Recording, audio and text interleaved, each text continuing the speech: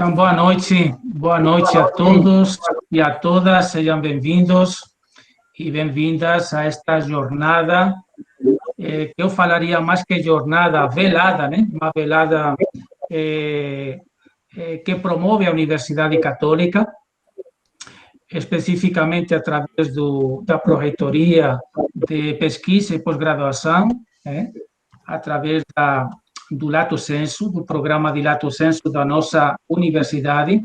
E hoje nos encontramos aqui, nesta noite, dois cursos que fazem parte dessa jornada, ou que fazem parte dessa pós-graduação da nossa universidade. Os cursos de família, relações familiares e contextos sociais, e o curso de religião e educação na contemporaneidade.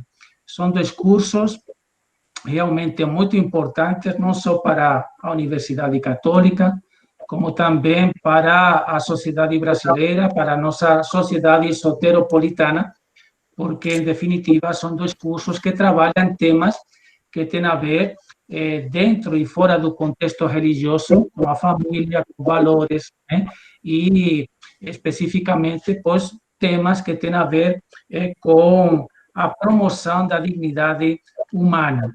Então, hoje, temos como objetivo refletir sobre um tema que eu acho, o que todos nós consideramos muito importante, o amor. E a gente intitulou o amor em tempos de pandemia, porque é a referência mais próxima que nós temos nestes últimos 4 meses, né?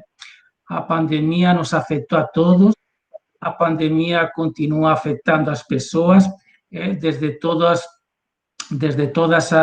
os posicionamentos sociais, e traz para a gente consequências sociais, consequências econômicas gravíssimas, não só para o Brasil, como para a maioria dos países do mundo, consequências de falta de relacionamento, consequências em que percebemos como as pessoas, nestes tempos pandêmicos, pois parece que desacreditam mais no amor, e como o amor precisa ser reconstituído, precisa ser refletido, precisa ser repensado. E nós não poderíamos deixar, como Universidade Católica, de fazer isso, refletir sobre o amor, a importância que tem o amor para nós, principalmente para cada um de nós, mas também para aquelas pessoas que estão mais próximas da gente, e para aqueles também que entendemos que pelos nossos valores religiosos e pelos nossos valores cívicos, também temos que ter essa abertura, essa alteridade para aqueles que estão mais longe da gente, que fazem parte do mundo, que fazem parte da nossa sociedade, e que a gente pretende cada vez mais fortalecer os laços de convivência entre as pessoas, né? Então, temos hoje dois convidados muito especiais, né? Muito especiais, que eu irei apresentando na medida em que eles comecem a fazer a sua intervenção. Mas quero dizer, né?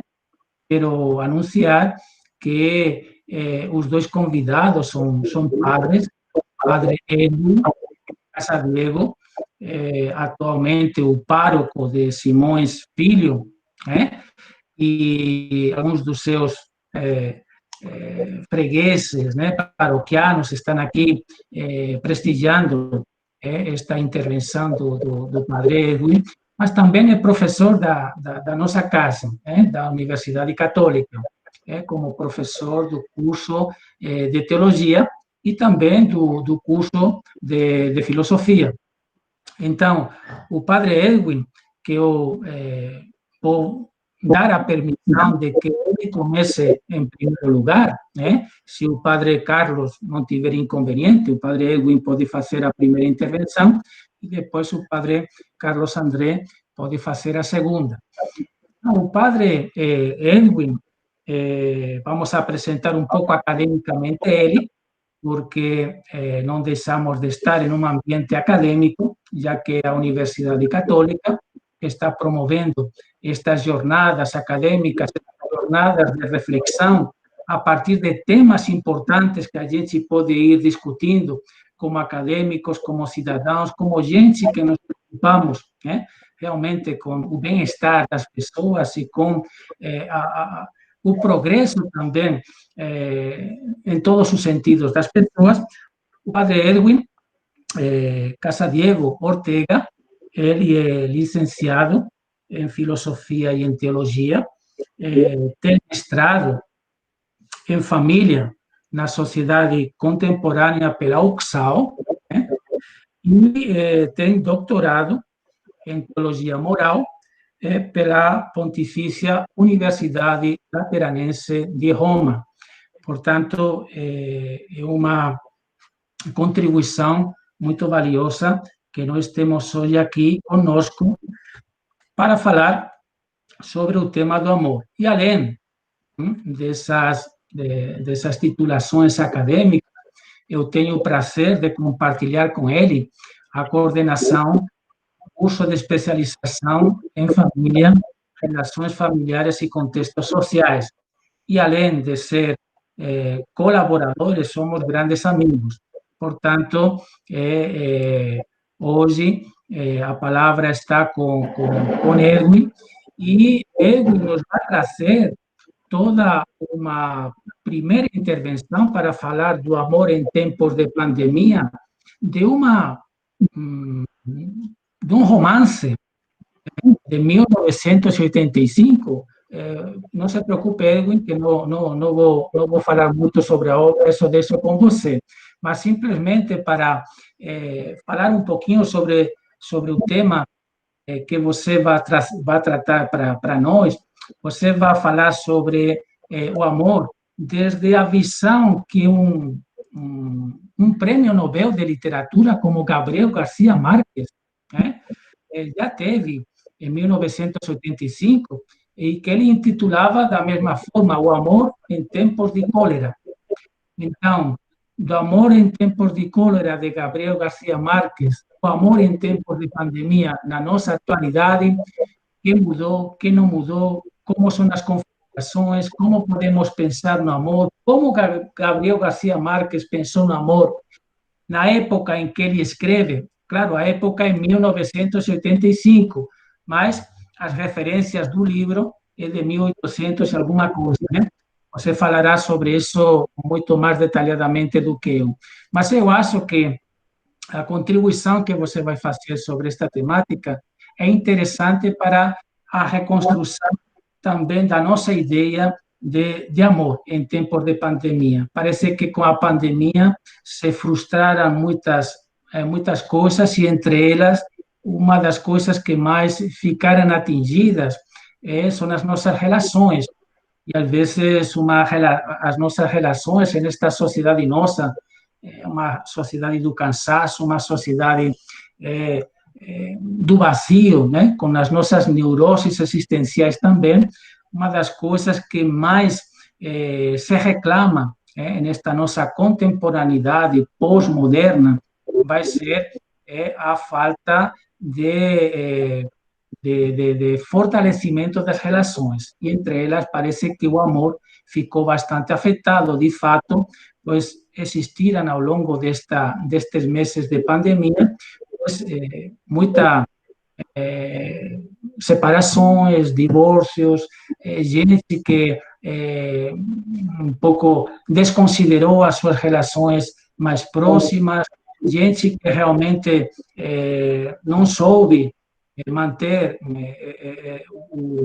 as relações positivas com o outro, não soube se aproximar. Houve também um aumento bastante grande da violência de gênero, da violência também a nível mundial, racista. Então, percebemos como, nestes tempos pandêmicos, mas já antes, dávamos sinais e continuamos dando sinais de um relacionamento bastante fluido, líquido, bastante neurótico, e que manifesta, pois, as grandes falhas da nossa sociedade. Mesmo que também tenhamos gente, pois, que um pouco ou bastante, fez com fortalecer todas essas relações da sua família, fizeram um fortalecimento das suas relações mais solidárias com o outro, mas sempre são os menos com relação aos mais. Então, vamos falar um pouco sobre isso, e nesta primeira contribuição do padre Edwin, eu deixo a palavra com ele. Seja bem-vindo, Edwin, seja bem-vindo para falar sobre o amor em tempos do cólera, o amor em tempos da pandemia. Fica à vontade. Então, agradeço a presença de todos vocês, agradeço a professor José Luis Sepúlveda, as palavras de apresentação, também ao padre André, que junto comigo vamos a propor este tema do amor nos tempos da pandemia. Falar do amor é falar do ser humano. Parto de um princípio da filosofia personalista. O ser humano é objeto e sujeito de amor. Fazer essa distinção é importante, porque hoje se falam de amor até com as coisas, com os animais, até que ponto eles são capacidade de amor, seria um tema a entrar que não vou discutir hoje, mas parto deste princípio.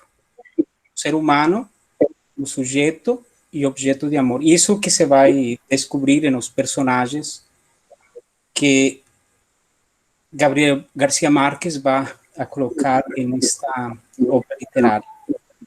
Eu vou começar lendo uma breve introdução, porque em 20 minutos certamente não poderei falar de tudo que é a riqueza desta obra literária, de um prêmio Nobel que é connacional. Dizia para o professor José Luis, ler o autor na própria língua do mesmo país, a gente sente, porque ele é costumbrista, é vanguardista, utiliza muito a gíria de como se fala na Colômbia e especialmente na região Caribe que compõe este país. Vivemos em momentos particulares o distanciamento social como uma necessidade para deter o vírus. Fez que as pessoas tivessem que mudar suas rotinas, impondo uma permanência nos lares, o que deixa em evidência a convivência entre os membros da família, de modo particular dos casais, dos pais para com os filhos, etc. Eu pensava, a gente fala de distanciamento, mas ao mesmo tempo seria uma aproximação. E uma aproximação que traz aspectos positivos, mas também aspectos negativos na convivência entre as pessoas. Diz, neste contexto veio à minha memória o livro do Prêmio Nobel de Literatura, Gabriel García Márquez, O Amor nos Tempos do Cólera, 1985. Certa vez, lendo os jornais da Colômbia, se mencionava que durante a quarentena, este livro despertou o interesse de um bom número de leitores. A curiosidade sobre esta novela literária aumentou acompanhando as notícias do Brasil, onde eram e são frequentes as manchetes de feminicídio e violência doméstica. Vejo a pergunta sobre a temática do livro: qual é a relação que existe entre amor e pandemia? Certamente o cólera assotou boa parte da população mundial e em uma margem de tempo prolongada, se diz de 3 etapas do cólera que foi acontecendo em diferentes partes da Terra. Falar do cólera, falar do tempo do cólera e do tempo da Covid não é a mesma coisa. Contextos, realidades socioculturais diferentes. A grande surpresa é que a novela O Amor nos Tempos de Cólera não vai falar diretamente da doença como tal, como podia se esperar.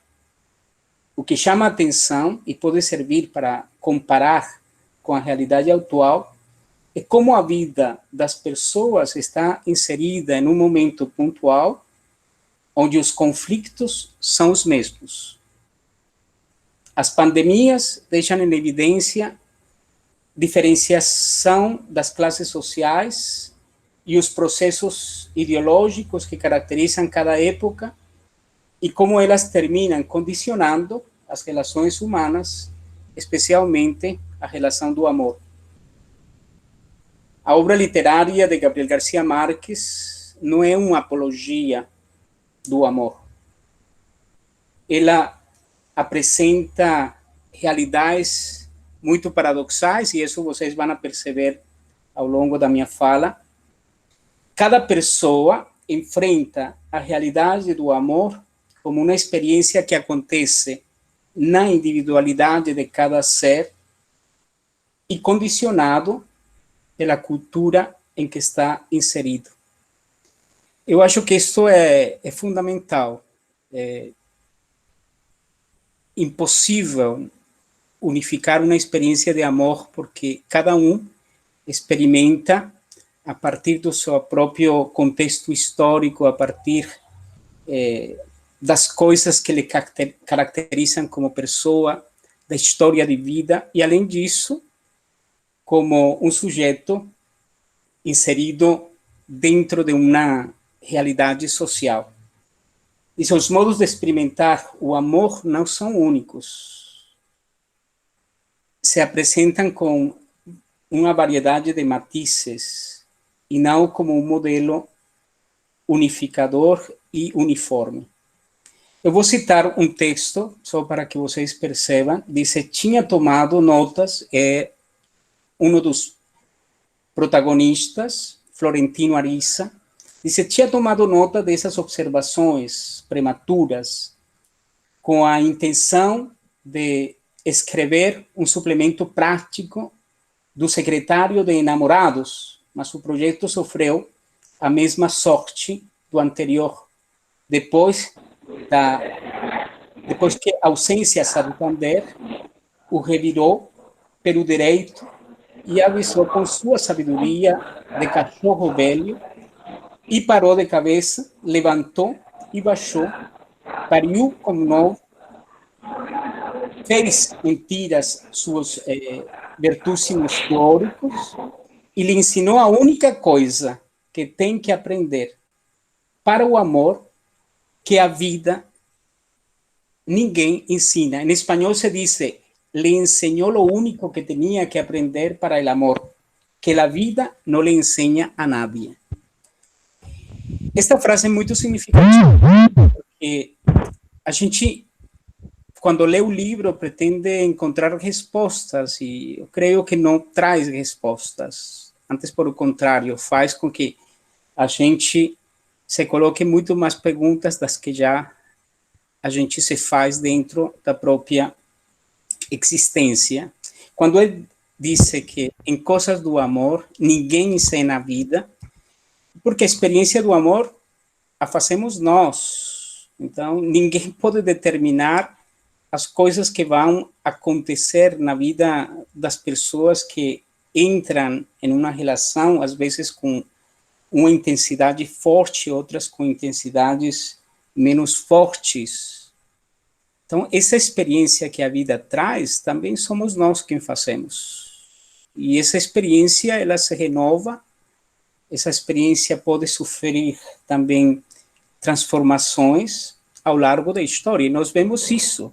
Hoje nós estamos falando, segundo Bauman, de amores fluidos, não? Amores líquidos, amores que não são capazes de permanecer. Amores que são voláteis, que facilmente podem chegar a durar uma noite. Interessante que o livro fala um pouco já nessa perspectiva.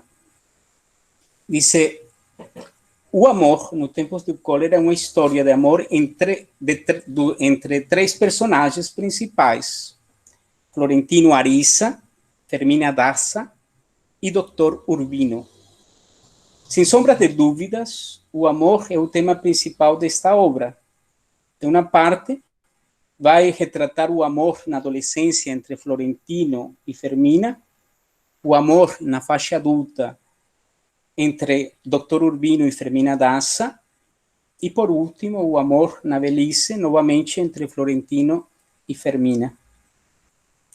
A união na linha do tempo será Fermina Daza, que vivencia as três etapas. Outra perspectiva de reflexão seria analisando cada um dos personagens. Dr. Urbino representaria o amor cortês, Florentino Ariza representaria o amor romântico e Fermina Daza representaria o amor conjugal. Podemos perguntar-nos o porquê da obra, o título. O que quer dizer o amor nos tempos do cólera? Eu gostaria, neste primeiro momento, fazer uma triada de 3 palavras: amor, morte e enfermidade. Vou mencionar algumas frases ou acontecimentos que estão narrados na obra, e talvez vocês vão conseguir perceber a relação do título da obra com estas 3 palavras que eu acho chaves. Primeiro, como começa a obra? A obra começa com a seguinte frase: era inevitável, o cheiro das amêndoas amargas lhe lembram sempre o destino dos amores contrariados. O Dr. Urbino, ele inicia a obra indo a fazer a autópsia de um corpo de seu melhor amigo, que eram companheiros no jogo do ajedrez, e ele depois vai saber a morte desse amigo, que também é morte por amor. Então já a obra mostra, não, essa relação entre morte e amor. O Dr. Urbino era um apaixonado da sua profissão e se tornou um especialista em tratar a doença do cólera, que procurou combater com audácia através da ciência e do conhecimento. Eu lembrei essa disputa no início dessa mudança dos ministros da saúde. É interessante que o Dr. Urbino, que foi formado em França, já trazia esta convicção que a doença ela pode ser tratada com a ciência, com o conhecimento. E ele vai fazer uma crítica ao próprio pai, e eu acho muito perspicaz essa crítica que ele faz para o próprio pai, porque o pai também ele vai combater o cólera, mas ele termina morrendo justamente da doença, como muitos médicos morreram dentro da pandemia assistindo os seus doentes, e disse que o erro de seu pai foi combater a pandemia com a caridade e não com a ciência. Florentino Ariza, de modo especial, na adolescência, experimenta o amor como um padecimento. Ele, em um certo momento, que percebe que a relação com Florentina Daza está muito tensa, o pai não permite o relacionamento, praticamente o pai, depois que descobre as cartas que eles se escreviam mutuamente, lhe intimida a se separar. Ele vai apresentar todos os sintomas do cólera. Não tinha apetite, febre e vômito. Então, se confunde os sintomas do amor com os sintomas do cólera. Dr. Urbino conhece a Fermina por causa da sua profissão. Ele visitava um bairro nobre para analisar o risco da propagação da doença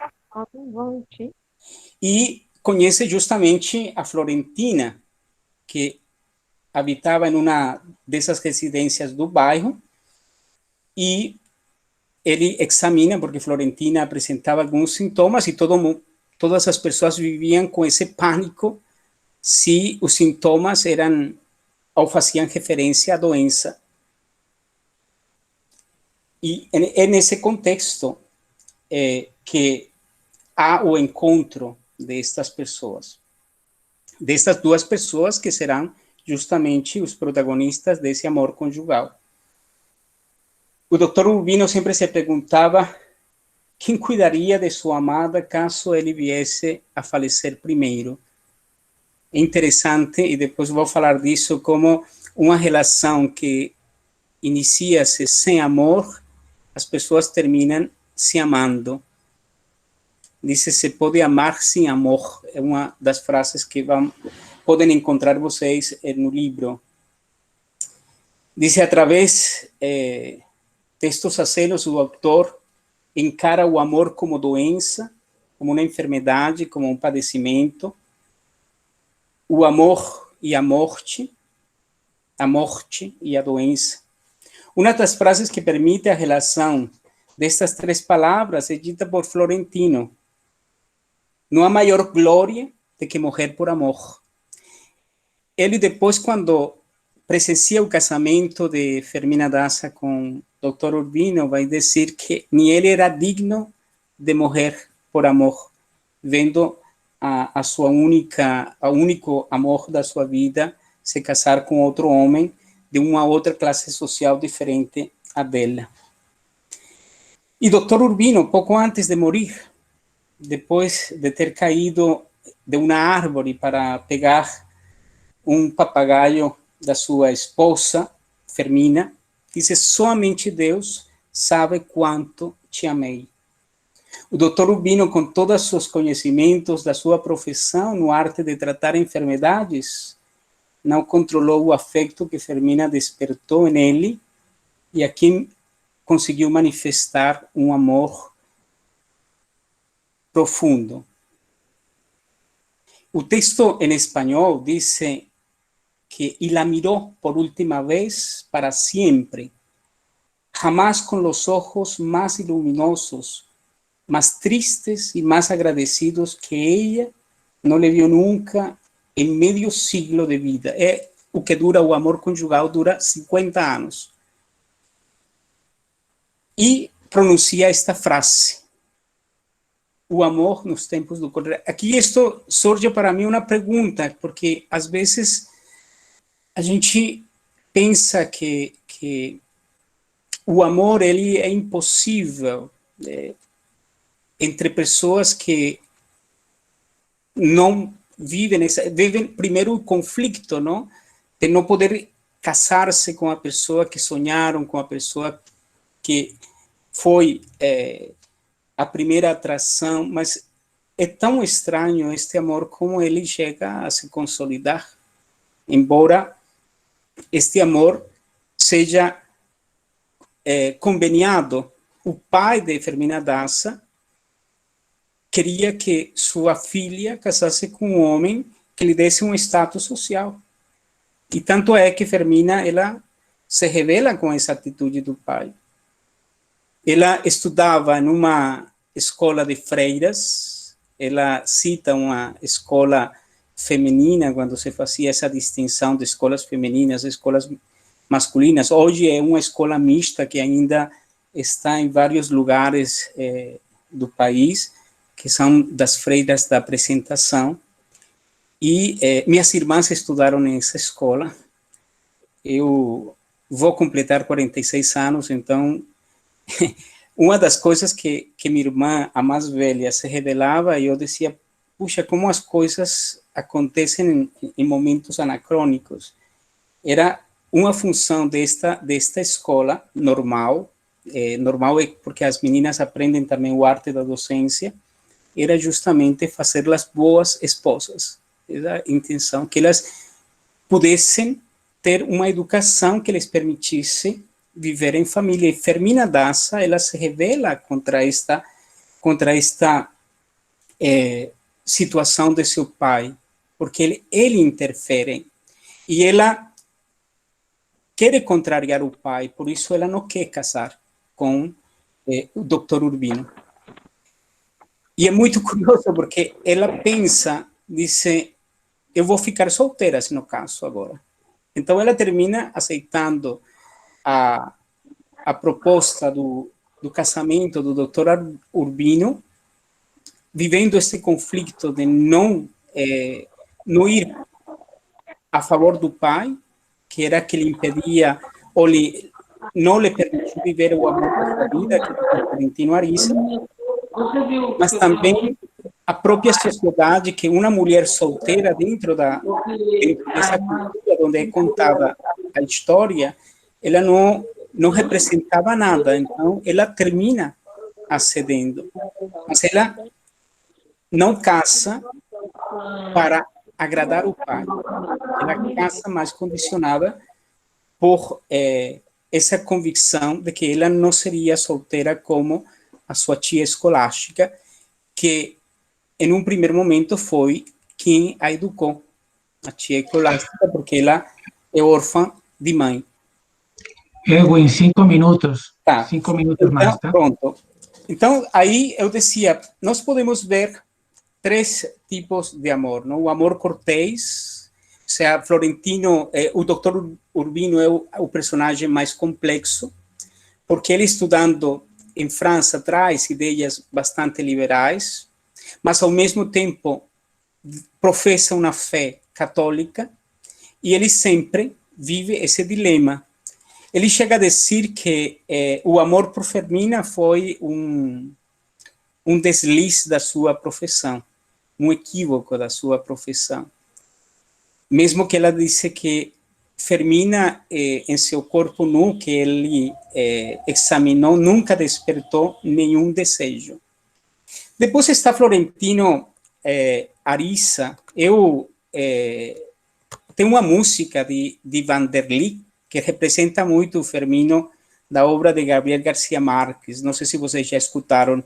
Românticos são poucos, românticos são loucos, desviados, que querem ser o outro, que pensam que o outro é um paraíso. Diz, confundem as noites com o dia. Esse era Fermino. Fermino era um homem apaixonado, um homem romântico. Ele traz uma teoria, diz que existem 2 amores. Diz, da cintura para a cabeça é o amor da alma. Da cintura para os pés é o amor do corpo. Então, essa dicotomia do amor romântico, de praticamente um corpo sem alma, não? A alma é aquilo que eu posso amar e aquilo que eu posso ser fiel. E ele, mesmo tendo se deitado com muitas mulheres, no final, onde eles se encontram já na velhice, vai dizer que ele sempre foi fiel a Fermina Daza. Então, essa concepção do amor romântico, não? Existe uma promessa, e promessa de um para sempre. Há um conceito de fidelidade muito próprio. Como no amor cortês, o amor da fidelidade também é vivido como conflito pelo Dr. Urbino. Eu esqueci de dizer, ele chega a provar a própria infidelidade. E tem o amor conjugal. Eu falo do amor conjugal porque é a relação do Dr. Urbino com Fermina Daza. Tem uma frase do texto que é muito interessante, que Dr. Urbino vai dizer, não? O problema do casamento é que se acaba todas as noites depois de fazer o amor, e é preciso tornar a reconstruí-lo todas as manhãs antes de tomar o café. Ele fala muito do amor cotidiano. Eles chegam a brigar por coisas muito pequenas, por coisas muito simples.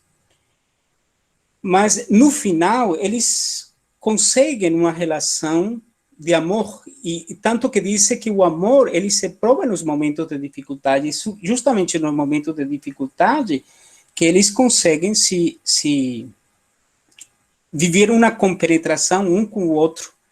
Tanto que eles não manifestavam um amor na rua, ninguém se manifestava, não?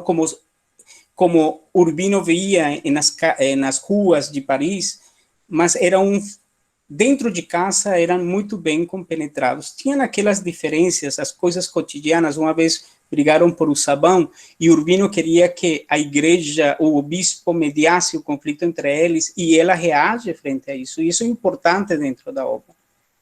onde a mulher, a Fermina, eu destaco muito dentro desta novela, porque ela já começa sua luta contra uma sociedade. Começa a luta com esse amor que muitas vezes intentam impor às pessoas. Mas ela também, ao mesmo tempo, lida com essa realidade. Ela vai dizer no final que ela não sabia que ela era uma sirvienta, se diz em espanhol, uma ama de casa de luxo. Porque ela aprendeu, não, a viver desse modo. Aí vem as conclusões, já para terminar. Aí, só uma frase, diz que o amor é algo impossível, vai dizer. Diz que, Firmino vai dizer que o amor é um estado de graça, que é um fim em si mesmo, isso é muito complicado dentro da obra. E depois diz, quanto tempo existe para amar, dirá Fermina Daza para Florentino Ariza, diz toda a vida. E eles navegam sobre o rio Magdalena, que é o rio mais longo da Colômbia, praticamente percorre todo o país, do Caribe, passando pelas montanhas, chegando quase nos limites com o Equador. Depois eu acho que vou poder falar um pouco mais das coisas que... Certo. Obrigado, Edwin. Foi fantástico essa comparação que você fez a partir desta provocação da temática, né? O amor em tempos da pandemia, com a novela de Gabriel García Márquez, uma novela da literatura universal, e como, resumindo, né, um pouco tudo que você trouxe a partir desses personagens tão característicos de Gabriel García Márquez, poderíamos falar que são fragmentos de um discurso amoroso, né, a partir da vida concreta das pessoas, a partir do realismo que essas pessoas apresentam, a partir da própria experiência existencial que cada um de nós trazemos na hora de amar, e amar a partir de uma motivação, de uma relação, de uma problematização. Bom, pois agradecemos ao Padre Edwin esta primeira contribuição. Depois haverá tempo para algumas perguntas, para quem queira fazer alguma pergunta mais sobre o tema do amor em tempos do cólera, o amor em tempos de pandemia. E agora passamos para o nosso segundo convidado, o nosso segundo convidado, o Padre Carlos André. O Padre Carlos André nós fomos conhecendo aos poucos, né, de recente chegada na UXAL, porque ele estava estudando fora, e o Padre Carlos André, que participa do curso de religião e educação na contemporaneidade, se dispôs, né, a contribuir junto conosco, curso de família, para poder oferecer esta reflexão sobre o amor. Dizer que o Padre Carlos André é graduado em teologia, mestre em ciências bíblicas, pelo Pontifício Instituto Bíblico de Roma, e doutor em teologia, especificamente com exegese bíblica, pela Universidade Católica de Louvain, na Bélgica. Atualmente, ele é o coordenador do curso de teologia da nossa Universidade Católica e, além, também é professor de Antigo Testamento, não é, Padre Carlos André? Então, o Padre Carlos André agora vai ir para o outro lado da moeda. Se o Edwin nos apresentou o amor dentro dessa perspectiva da literatura, e como a literatura também um pouco nos manifesta o realismo das pessoas, toda a problematização das pessoas, agora o Padre Carlos André vai trazer também como podemos encontrar o amor a partir dessa relação com Deus, a partir dessa transcendência, a partir desse mistério, que é todo o mistério de Deus que se manifesta em nós através da encarnação de nosso Senhor Jesus Cristo. Então, como o amor também está muito presente nos temas bíblicos, como o amor está presente na história da salvação que a Bíblia nos manifesta. Então, ele, como é um biblista, é um especialista em Bíblia, vai nos trazer um pouco essa relação, né? De como a gente se sente como seres em relação que buscam o amor a partir do amor a Deus. E esse amor a Deus também deve refletir no amor aos irmãos, no amor à sociedade. Então, Padre Carlos André, a palavra está dada, agora é com você, e seja bem-vindo aqui à nossa live, e espero que não seja a última, né? E que possamos ter outras muitas. Então, fique à vontade e seja bem-vindo. Agradeço, sim, agradeço o convite, né, acima de tudo. Agradeço ao Padre Edwin também, que participou, que está aqui conosco. Padre José Luiz, que havia me feito o convite, a gente, de fato, ainda não se conhecia, né? Quando a gente começou a comunicar online. A gente vai se conhecer depois dessa pandemia, quem sabe a gente vai ter pessoalmente, realmente. Mas eu fui professor da Católica durante os anos em que antecedeu o doutorado. Então, assim, de 2008 a 2013, eu estive também dando aula de Bíblia. Então, agora retorno, aí tento retomar, recosturar essas relações todas que ficaram, algumas novas, né, como essas entre nós.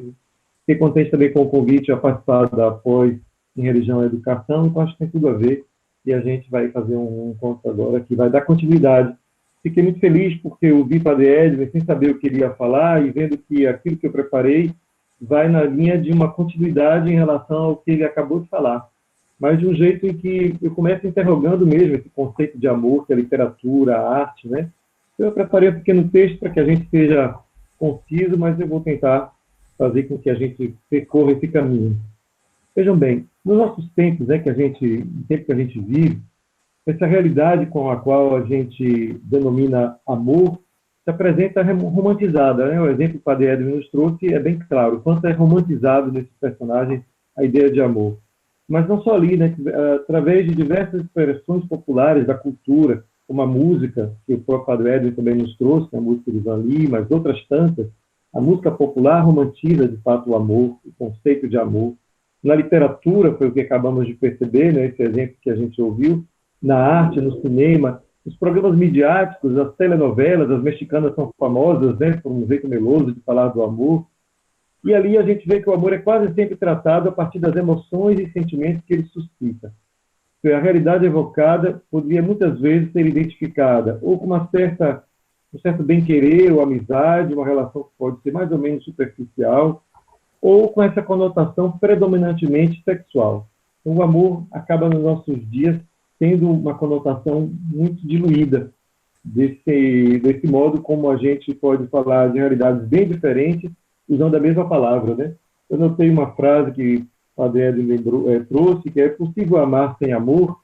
Já nessa frase a gente vê duas concepções de amor que são ditas, né? Amar sem amor significa que sou capaz de amar sem aquele conteúdo que ele dá à palavra amor, que vem no fim da frase. Então, o conteúdo do amor já é diferente na mesma frase. Então, isso é algo que faz a gente refletir sobre o que é mesmo, né? Então, essa diluição do que se entende por amor, será que permite que o conceito sirva, então, para abarcar um universo de coisas bem diferentes, né? E, paradoxalmente, muitas vezes, aquilo que o amor, que este termo amor designa, tem em si uma alta dose de individualismo, né? Um desejo de amor que é, na verdade, posse, né? Eu preciso daquilo. Então, eu não tenho uma necessidade de entrar em relação, mas eu preciso obter aquilo que é objeto do meu amor.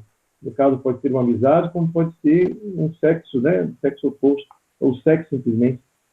Nesta acepção do termo amor, portanto, até a atitude aparentemente altruística pode ocultar, ou parece até ocultar, esse incontrolável desejo de fazer prevalecer o eu.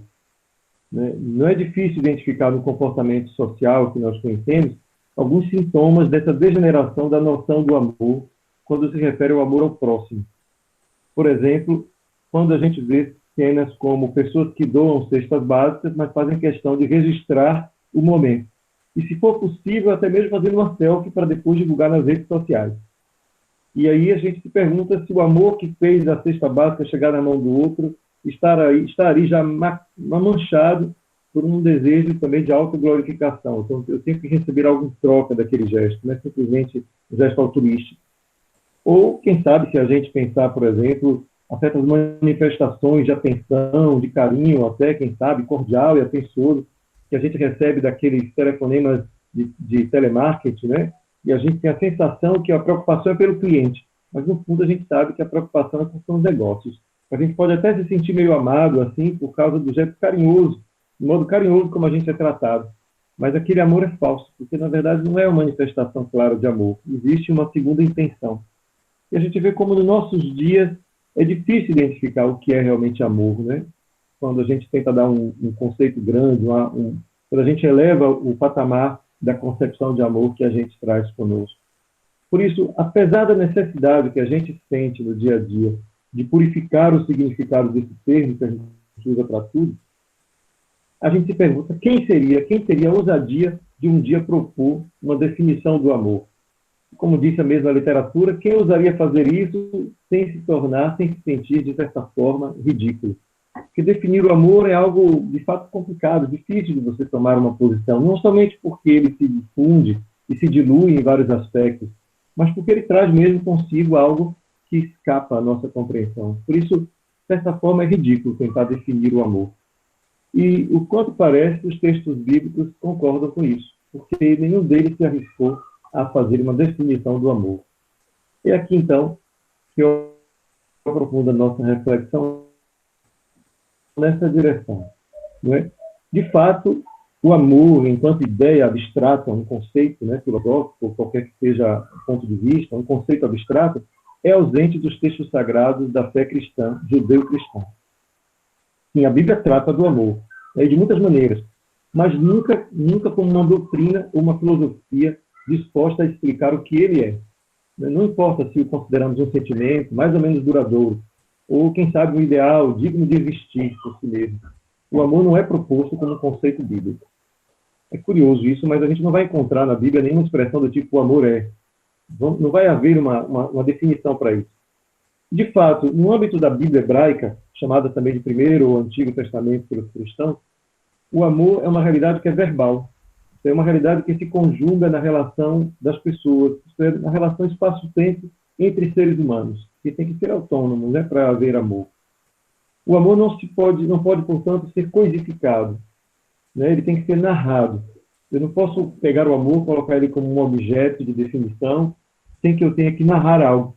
Curioso que aquilo que o Padre Edwin nos mostra é que foi isso que o autor fez, né? Para falar do amor no tempo de cólera, ele narra histórias, ele conta histórias de experiências de amor.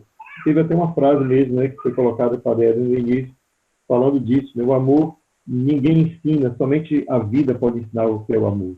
Então, nesse sentido, ele passa por essa dimensão de algo que não se pode conceituar completamente. Porém, a partir do Novo Testamento, os cristãos passaram a tentar a tipificar o comportamento dos que amam. É ali que a gente encontra o famoso texto de São Paulo, né, quando ele compôs aquele hino fantástico, hino ao amor, na carta aos Coríntios. Se eu falasse a língua dos anjos e dos homens, sem amor, isso de nada serviria. Mas ainda ali a gente não vê uma definição do amor.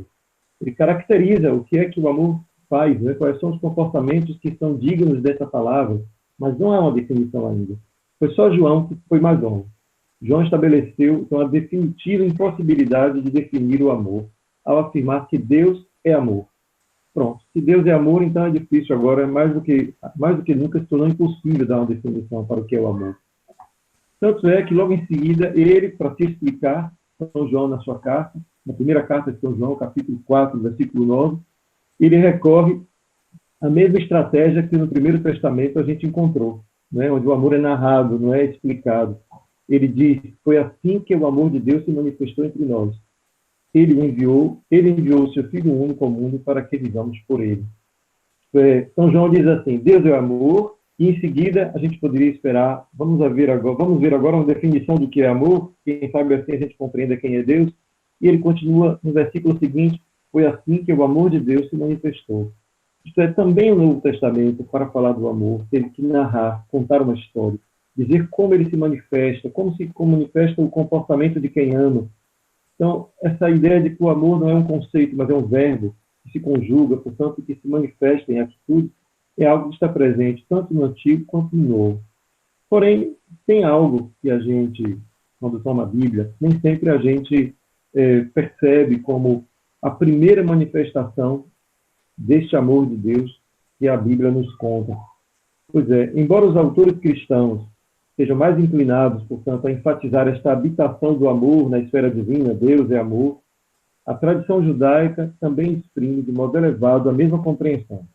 É assim que a primeira manifestação de amor narrada na Bíblia é a própria criação, apresentada em duas narrativas, né?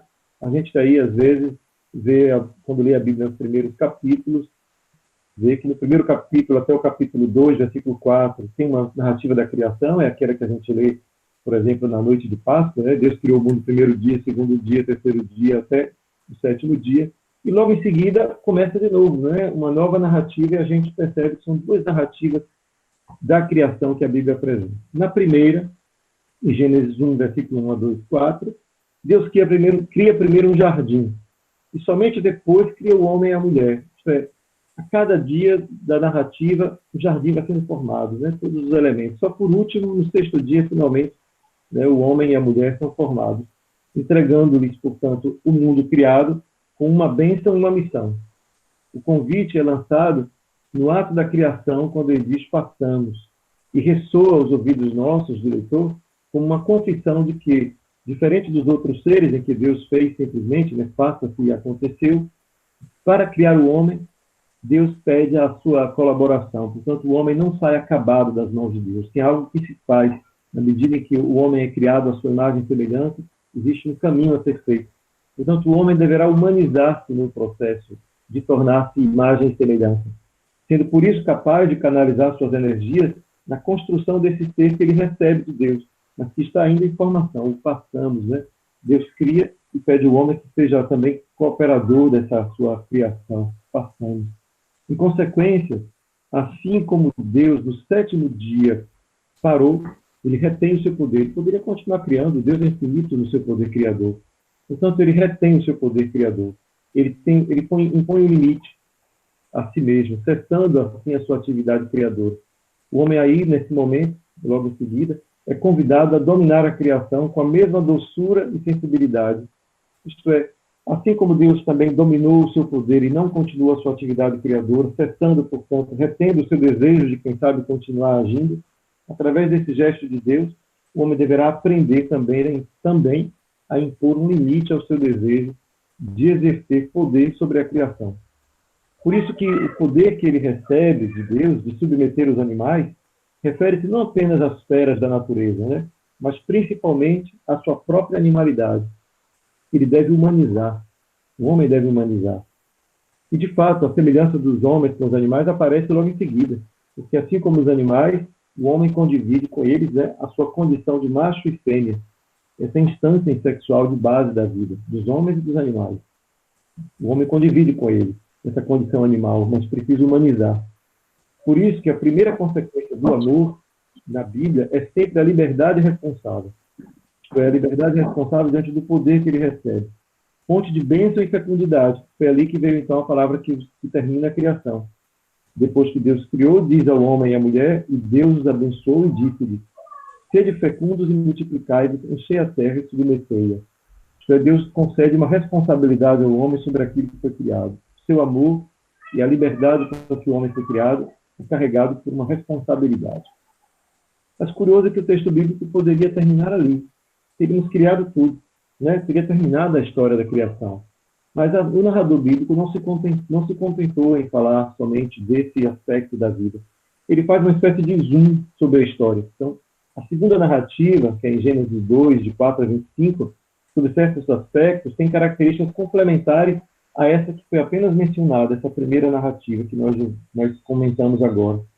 Então, poderíamos perceber essa segunda como este zoom do narrador, que depois de narrar as grandes realidades, dimensões cósmicas, né, o céu, a terra, a lua, decide, então, focalizar sua câmera sobre a relação que se estabelece no seio do primeiro casal. Como esse primeiro casal se relaciona. E ali a gente vai encontrar, nesse relato, algo que nos chama a atenção. É que nesse relato o humano é indiferenciado. Ele vai dando nome às coisas. É uma forma de tomar posse delas, né? À medida que o homem dá nome aos animais, às realidades que ele encontra, ele toma posse. E só depois, ao final de que tudo é nomeado, ele descobre-se só.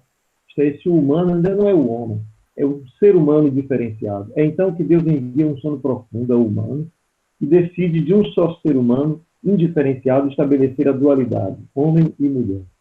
Retira o homem da solidão. Criados como duas bandas, né, de um único ser humano existente, pré-existente, eles são constituídos na relação de cumplicidade, porque os dois recebem a mesma missão, a mesma bênção é a mesma missão, dominar a terra.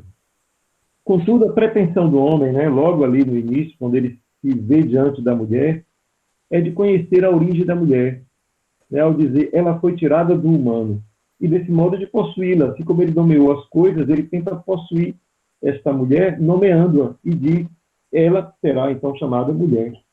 É uma atitude que insere já ali um desequilíbrio na relação, né, porque o homem, ele não saiu, a mulher não sai do homem, ela sai do humano, assim como ele próprio também. Mas ao encontrar esta mulher, ele diz, saiu de mim, quando na verdade não foi isso que aconteceu, não é isso que é narrado.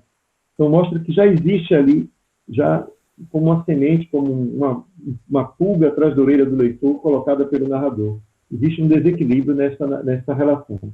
A mulher não reage, revelando, portanto, que a atitude desrespeitosa da sua alteridade, da sua diferença em relação ao homem, tem um caráter violento, desagregador, que a separa dele, pois compromete o desenvolvimento de uma relação baseada na liberdade e no amor, já que ambos foram criados para serem cúmplices, não para que um seja possuído pelo outro. Em realidade, a liberdade, que é condição para o amor, é também o que o manifesta de modo mais autêntico, né? Sem liberdade, esse amor não se manifesta de maneira verdadeira. Deste modo, o respeito pela liberdade do outro revela a importância que se dá à relação.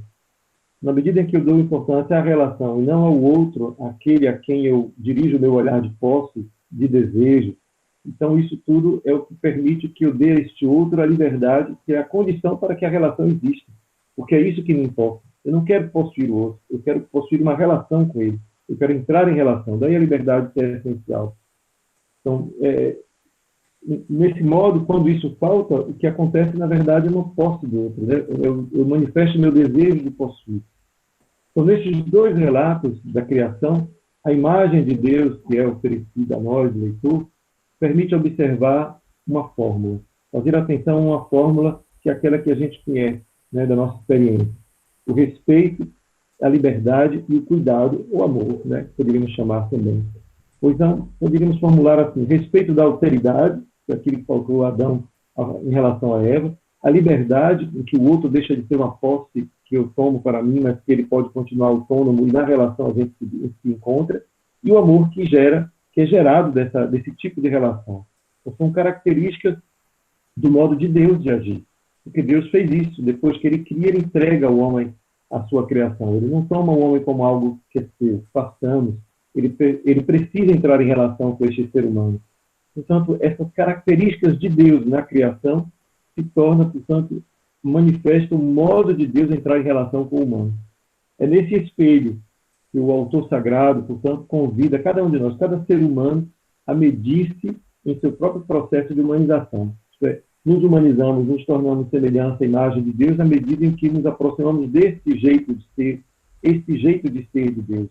Ou seja, tornar-se semelhança do modelo para o qual ele, cada um de nós, cada ser humano deve tender, né, para ser senhor, para se tornar senhor da criação. Isto é, realizar a missão de ser, portanto, de submeter a criação.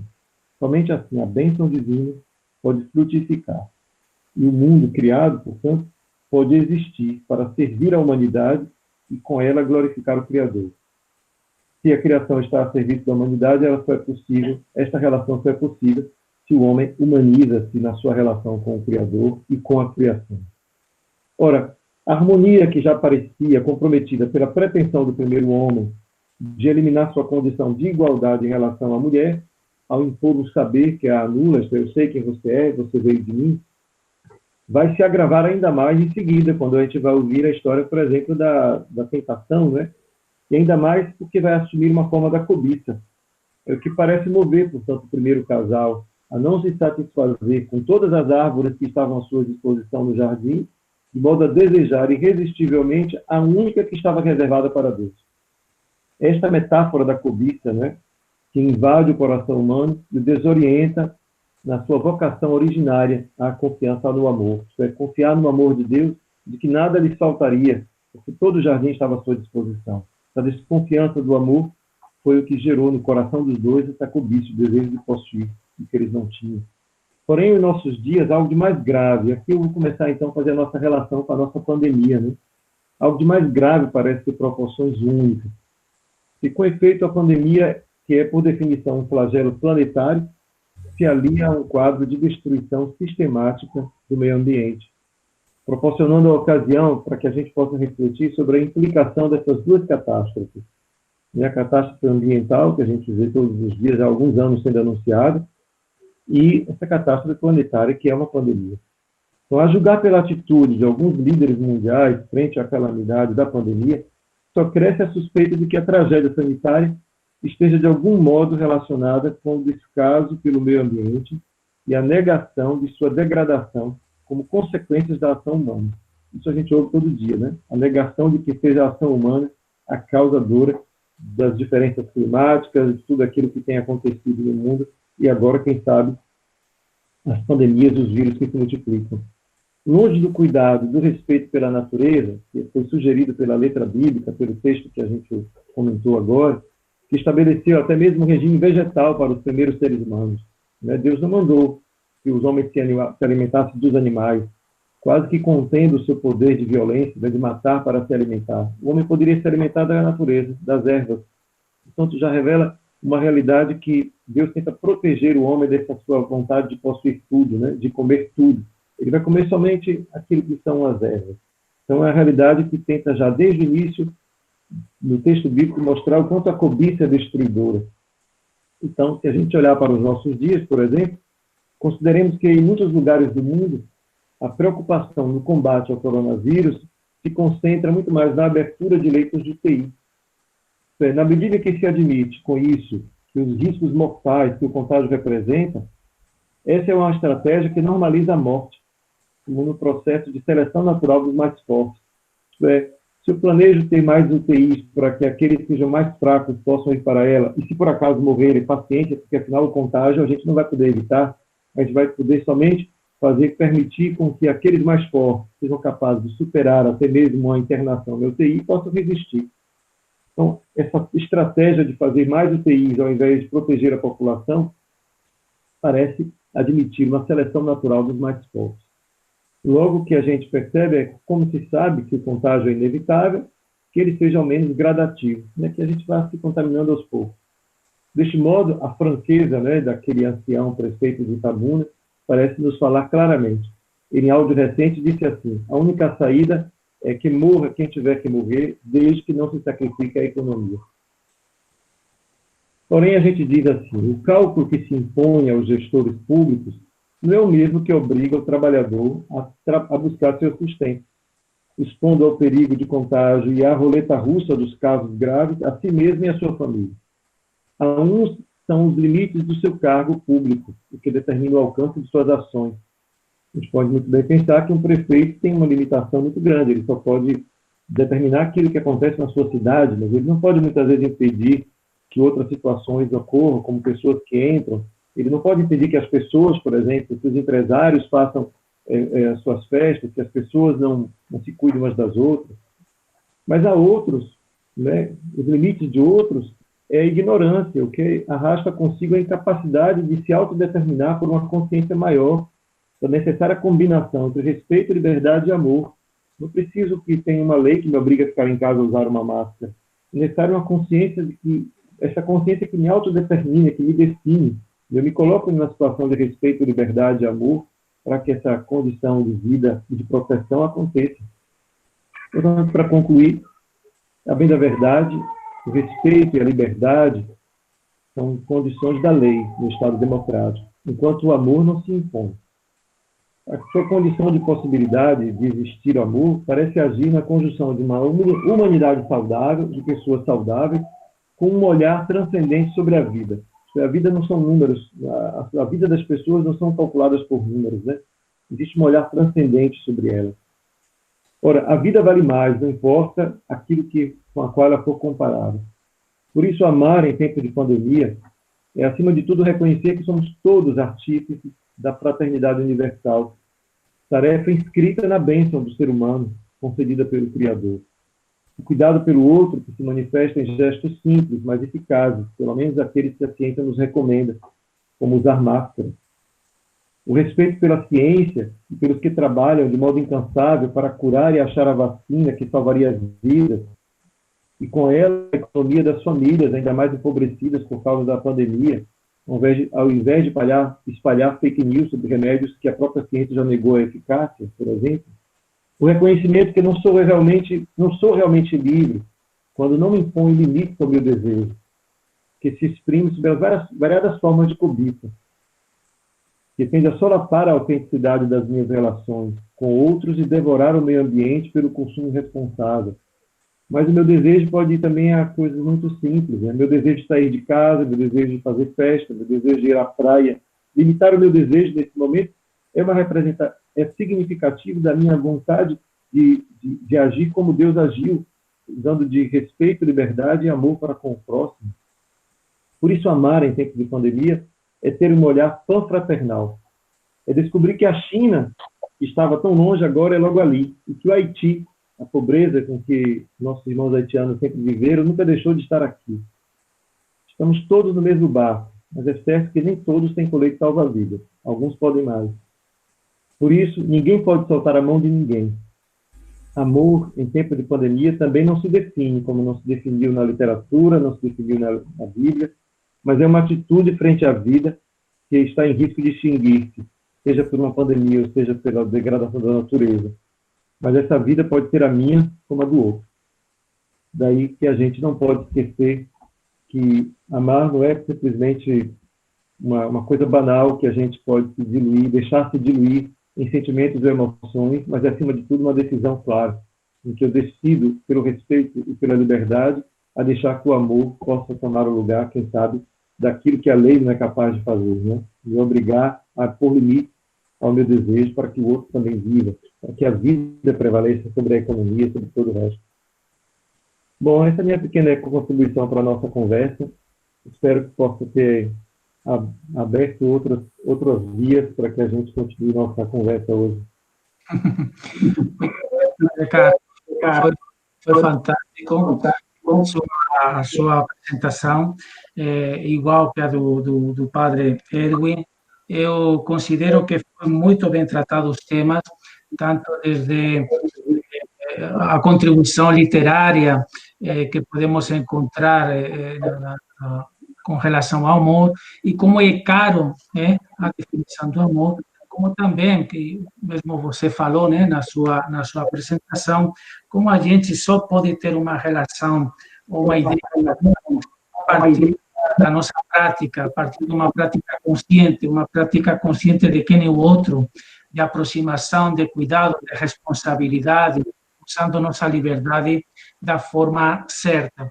Então, essa prática do amor que leva a uma aproximação com o outro, uma aproximação de cuidado com a natureza, uma aproximação cada vez mais de relação com Deus, é um pouco o que eu peguei na sua apresentação nestas linhas, nestes momentos seus, né?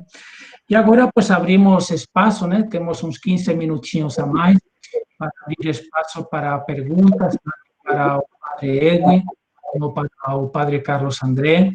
Eu vou começar fazendo uma pergunta para vocês, depois deixamos que os internautas também possam fazer perguntas para vocês, né?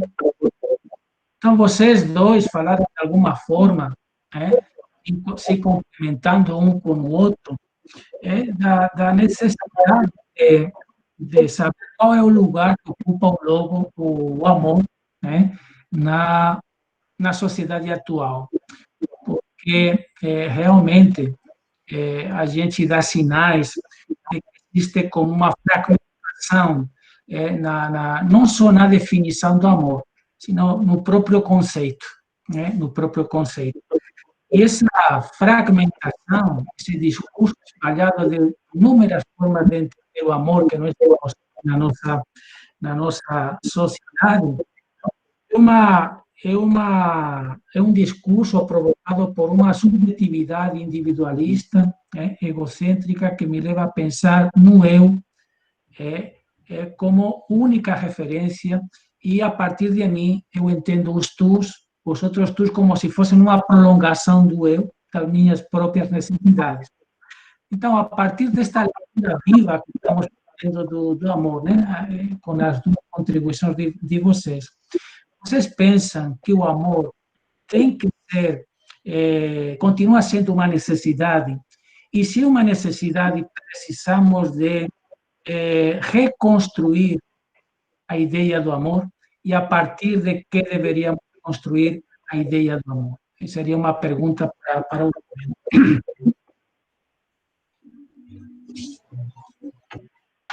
Vou deixar o padre André responder primeiro. Eu pensava muito na direção do que Edwin acabou de falar, né? Porque, afinal, quem redefine o amor no cotidiano é a cultura, a literatura, o cinema, a arte. É por ali que passa a concepção de amor que cada geração vai tendo. É claro que quando a gente olha a experiência cristã do amor, ela trouxe uma grandeza que, digamos, quando a gente olha para a própria literatura bíblica, e percebe que o conceito, o nome, a palavra mesmo, amor, né? Ágape, por exemplo, no Antigo Testamento, no Novo Testamento e no Antigo Testamento, toda forma de amor acabou sendo traduzida por ágape, que é um termo grego que significa um amor altruístico, né? Mesmo quando os textos falam de um amor que é claramente um amor que na literatura grega se chama eros, que é aquele amor carnal, o amor ligado à relação entre o homem e a mulher, ou simplesmente a relação de amor entre duas pessoas que se querem, né? Então tem uma dimensão sexual no eros. E, no entanto, a Bíblia, quando fala do amor mesmo de um casal, usa a mesma expressão, ágape, o que para mim revela o quanto o cristianismo, desde o início, tentou elevar essa compreensão do amor a uma dimensão altruística, onde o respeito, a relação pelo outro, passa à frente de todo tipo de amor menor, né? Toda forma de amor que fosse mais banalizado. Eu vejo muita tristeza, às vezes, quando a gente encontra, por exemplo, uma dificuldade de encontrar uma outra palavra quando os jovens dizem, vamos fazer amor, né? É algo que pode ser indício do quanto a expressão, o termo, pode estar gasto. Mas o que é mais importante do que isso é que a gente possa fazer como São Paulo, né? Ser capaz de identificar características de um amor altruístico que seja cada vez mais original. E nesse sentido, eu creio que o cristianismo não só contribuiu com a sua história, com experiências concretas, como o cristianismo possui ferramentas, instrumentos para fazer com que essa ideia do amor possa continuar sendo cada vez mais elevada.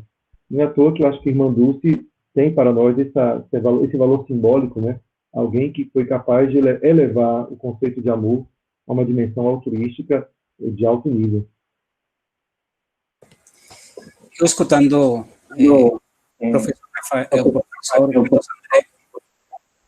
André, pensava muito, primeiro, um livro que sempre me tem acompanhado a vida toda, que é O Pequeno Príncipe, que fala da amizade como algo que se construi a partir da domesticação, fala do adomesticar-se. Gabriel Garcia Marques vai utilizar esse termo, o amor doméstico, o amor que se faz no dia a dia.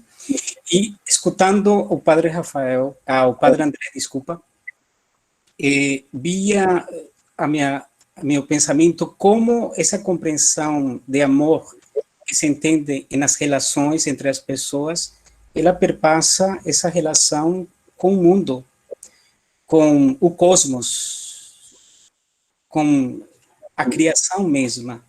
Pensava a esses três amores dos quais eu falei, não? O amor cortês, o amor romântico e o amor conjugal. Então, a humanização do amor começa a partir das próprias relações. E talvez a minha intenção foi mostrar, nessa perspectiva da pandemia, tornou mais próximas as pessoas, mas também apareceram essa vulnerabilidade com que se vivem hoje as relações.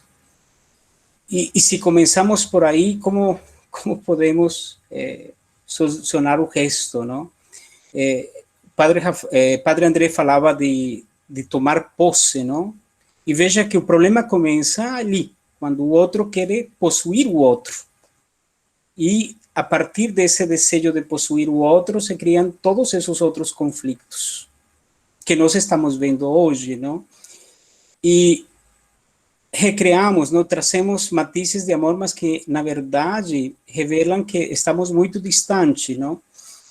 Do que é verdadeiramente amor. Eu sempre falo de Karol Wojtyla, porque ele tem um livro que chama Amor e Responsabilidade. E ele tem duas frases que sempre me chamam a atenção. Primeiro, disse, não existe melhor modo de me aproximar ao outro que é amando-lo. E outra frase que ele utiliza é, não existe nada mais justo que amar. Mas estamos falando de um amor humano. Então, se esse amor humano é gerado dentro das próprias relações, eu creio que nós podemos solucionar os conflitos que nós estamos vendo, que são conflitos mundiais, não? Conflitos de relação com a própria Amazônia, com a própria natureza, a preocupação, muitas vezes, de facturar com a própria pandemia, da preocupação. O padre André falava deixar os cientistas trabalhar, mas para quem trabalha, não, também? Falar a que ponto, não? Eles estão preocupados, por exemplo, por prover esta vacina para povos pobres que não têm, e governos irresponsáveis, não? Ajudar as pessoas em interesse. Eu me lembro de uma fala de um padre que trabalha com HIV em Colômbia, e ele traz justamente o slogan que não existe melhor cura para o HIV que o amor, porque incentivar ao respeito nas relações ao outro, não como posse, mas como algo que me enriquece, que eu posso reconhecer. E ele dizia para estas grandes multinacionais, dizia, vocês estão preocupados com HIV? Ou vocês estão preocupados mais com facturar? Esta fala dele foi em Cuba, onde ele foi convidado, não? Disse, a preocupação de vocês é outra. Então, nós vemos que a preocupação agora é outra, uma economia, mas como o padre André mostrava, não é o outro que importa. E justamente pensava eu, termino dizendo, do Principito, não? Do domesticar, como é importante aprender a estar juntos, mas não só a estar juntos, mas estar dentro de um contexto também que nos foi confiado, não? E do qual nós também devemos cuidar. Ok, muito bem. Tem alguém mais que gostaria de fazer alguma pergunta ao padre Carlos André ou ao padre Elwin? Alguém gostaria de refletir ou trazer alguma contribuição, alguma pergunta a mais? Temos 5 minutinhos ainda.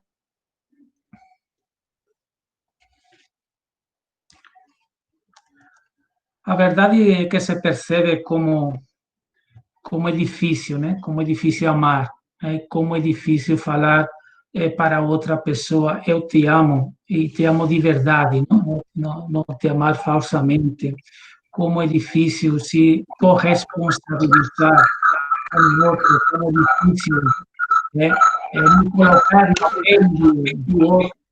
Então, todas essas questões, muito bem retomadas por vocês dois, nos devem de animar, né? De animar a repensar os nossos objetos, né? De desejo, nossos objetos para amar.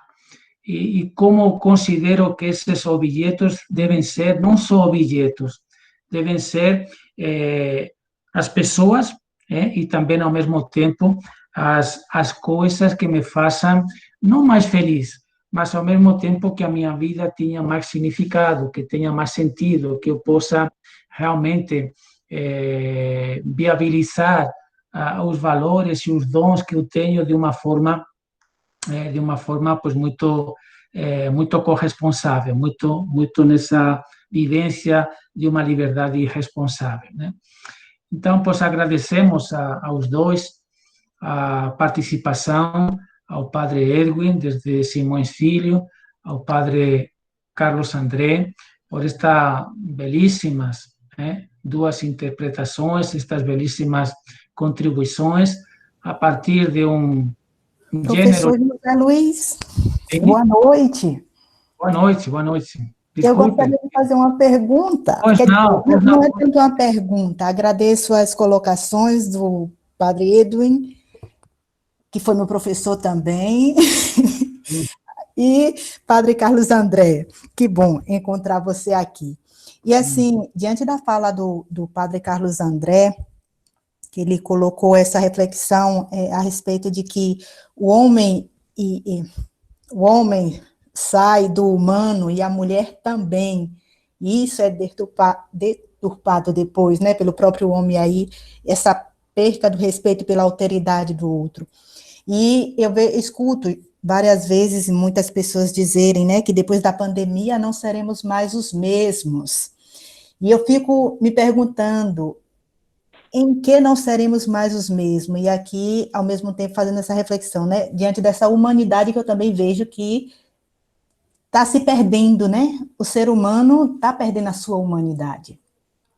E aí, por hora, eu vejo que depois da pandemia não seremos mais os mesmos, não me evoca uma prática já de agora, que também seria essa expressão desse amor que se demonstra em atitudes simples do nosso dia a dia, pelo próprio ser humano. E muitas das vezes pela própria pessoa, pelo próprio ser humano. E essa é uma realidade que custa a gente, pelo menos, me custa perceber diante das atitudes das pessoas, e que eu gostaria que tanto o padre Carlos André como o padre Edwin falasse um pouco a respeito desse humano, que também, penso eu, que está, não sei como é que está sendo vivido entre os seres humanos, nessa perspectiva de que é esse humano conforme Deus desejou e sonhou, e por isso também deixa a desejar nessa prática desse amor que se expressa em atitudes e não só em sentimentos, como a literatura, já foi falada aí, às vezes tenta colocar.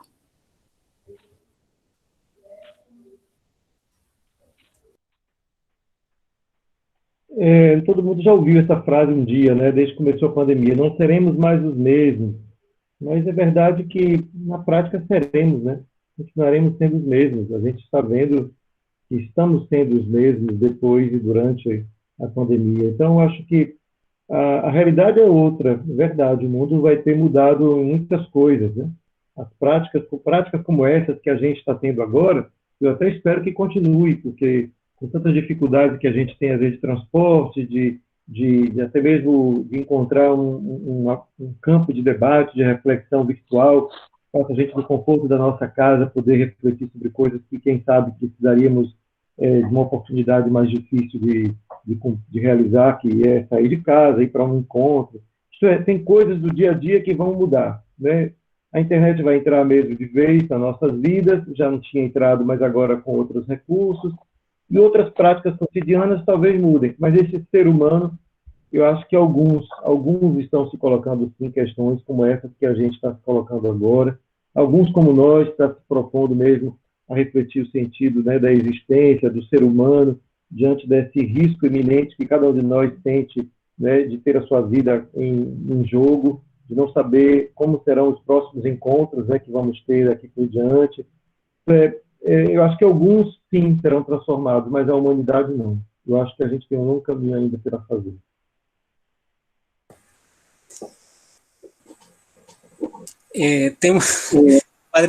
O padre André falou da Bíblia, não tem? Porque tem uma citação que nós estamos lendo, não, nas leituras das parábolas, porque tem ouvidos e não ouvem, querendo ver, não van a ver, não, e querendo compreender. Então, tem esse jogo, não? Tem esse jogo, eu acho. Existem filósofos que se chamam filósofos contemporâneos que trazem uma crítica justamente a essa expressão de que o vírus nos humaniza. Ele vai evidenciar as realidades nossas, não? Nós temos muito a aprender. Eu creio que essa atitude em que nós devemos encontrar-nos, em aprender. Essa frase, não? Diz, questões do amor, ninguém ensina a vida. É a vida que nos vai ensinando. Nos ensina não como um discurso acabado, mas ao longo da vida. Nós devemos refletir, eu creio que esse é o grande problema nosso, que nós não refletimos contemporaneamente, ou seja, no ato. A nossa reflexão vem depois. E ali nós nos perdemos na linha do tempo. Creio que devemos refletir já neste momento, não esperar que isto passe. Porque eu acho que o que faz a pandemia é mostrar como nós estamos longe, não, de uma proposta religiosa de fé e como estamos longe também dessas definições de amor que nós mesmos estabelecemos, não, definimos, que no final, não, temos que aprender muito mais do que é o amor, do que é se aproximar ao outro, do que é não possuir, não? É lamentável para não perder também essas questões de conflitos relacionais que se foram estabelecendo, não? Não foi como o cólera. O cólera não exigia uma quarentena. O vírus da Covid exigiu, não? Exigiu que as pessoas se distanciassem, mas também se conectassem. E se conectassem de um modo, não? De um modo que às vezes nem esperávamos que era possível conectar-se. Porque aquilo que eu falo muito para os paroquianos, não? Mesmo dizer que estamos distanciados, estamos próximos, porque tomar uma postura sobre o outro. Mesmo que eu não possa sair de casa, estou com o outro, porque eu lhe estou possibilitando ao outro que ele possa se manter com vida, não? Não é simplesmente uma preocupação econômica, como intentam mostrar, não? Mas esse cuidado do humano. Isso, João Paulo II, e falo do João Paulo porque já ele escreve numa encíclica, vai falar da ecologia do humano. Eu creio que é a linha que o próprio Papa Francisco nos está colocando desde uma de suas encíclicas, Laudato Si. Ok, pues agradecemos aos nossos dois conferencistas a sua presença. A verdade é que ainda, como falavam vocês dois, né? Especificamente o Padre Carlos André, ainda temos um longo caminho para ainda fortalecer mais a nossa humanidade. Mas uma das coisas que faltam e que vocês dois tocaram também agora nesta última parte da nossa reflexão é que tudo tem que passar por uma educação do nosso pensamento. A gente se deixa muito levar pelos nossos impulsos, se deixa levar muito pelas emoções. Somos uma sociedade muito pragmática, que quer viver o dia a dia. Pensamos muito pouco, refletimos mal, e quando fazemos essas ações, fazemos de uma forma errada, às vezes até irracional, antiética e injusta. Isso faz a diferença toda na nossa sociedade, né? Quando a irmã Rosana falava sobre se a partir da pandemia seremos os mesmos, eu me pergunto, e antes da pandemia já éramos uma sociedade boa? Eu considero que não. Tínhamos uma série de problemas que já estavam aí, e com a pandemia vieram a refletir pues, uma série de carências que fomos capazes de perceber muito notoriamente, muito claramente, mas que passaram 4 meses e, às vezes, pois, as nossas atitudes continuam sendo as mesmas. Claro que vai ter muita gente que vai fortalecer os laços solidários, vai ter muita gente que vai oferecer o melhor de si para o outro, vai se relacionar de uma forma amigável, boa, consciente com o outro, com a natureza, vai ter uma relação com Deus saudável, próxima, mas tem muita gente que antes da pandemia e agora com a pandemia também estavam fora desse universo onde os valores podem fazer parte da reflexão, a educação do pensamento.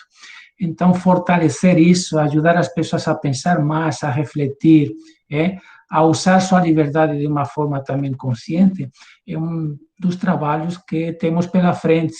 Todos nós, como professores, como educadores, como padres, como cidadãos, como pais de família, como mães, como membros de uma comunidade, todos nós estamos obrigados a nos deparar com todas essas questões. Pues agradeço de coração a presença de vocês dois, a participação do curso de família, relações familiares e contextos sociais, também com o Instituto Teológico João Paulo II para as ciências da família e do matrimônio, do qual fazemos parte, ao curso de religião e educação na nossa contemporaneidade, que o padre Carlos André faz parte. Então, é mais uma atividade que a UXAO oferece a toda a comunidade, não só a comunidade interna da UXAO, a comunidade externa, para que possamos sempre refletir, dialogar, e fazer com que a gente possa realmente entender qual é o nosso lugar no cosmos, na vida, como estar nas nossas relações com os outros, a partir da nossa capacidade de amar. Essa foi a nossa intenção.